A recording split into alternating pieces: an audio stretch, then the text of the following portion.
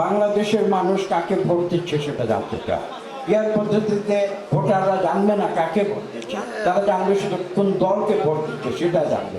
কাজে দলকে ভোট দিয়ে তো শুধু মানুষ সন্তুষ্ট হতে পারে না। বাংলাদেশের মানুষ নির্দিষ্টভাবে তারা নির্দিষ্ট করে বলতে চায় যে এই লোক আমার এমপি, আমি তাকে ভোট দিয়েছি, সে সৎ মানুষ, সঠিক মানুষ এবং সে ন্যায়সঙ্গত মানুষ।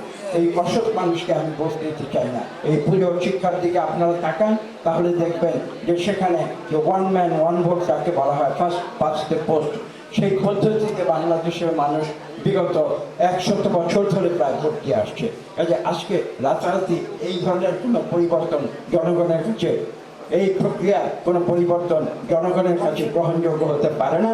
এবং তারা ক্রিয়ার পদ্ধতি যে কি বলতে চায় সেটাই কিন্তু বাংলাদেশের অধিকাংশ মানুষ তারা জানে না। কাজে সেই পদ্ধতিতে তারা কিভাবে করবে। আগামী ফেব্রুয়ারির প্রথম ভাগে বাংলাদেশে একটি সুষ্ঠু নিরপেক্ষ নির্বাচন অনুষ্ঠিত হবে। আমরা গণতান্ত্রিক প্রক্রিয়ায় বিশ্বাস করি, যেখানে প্রত্যেকটি মানুষের ভোটাধিকার নিশ্চিত হবে, মানুষের বেঁচে থাকার অধিকার, অর্থনৈতিক অধিকার নিশ্চিত হবে এবং আপনারা একটু আগে যে বিষয়টি উল্লেখ করেছেন, যার যার ব্যক্তিগত জীবনের অধিকার প্রতিষ্ঠিত হবে। তার অর্থ হচ্ছে এখানে সবাই সুখে শান্তিতে বসবাস করবে পাশাপাশি, এবং যার যার ধর্ম এবং কৃষ্টি তারা ঠিক সমানভাবে তারা পালন করবে। বাংলাদেশ সৃষ্টি হয়েছিল গণতন্ত্রের জন্য, গণতন্ত্রকামী মানুষ, এবং আমরা মানুষের সমান অধিকার, মৌলিক অধিকারে বিশ্বাস করি।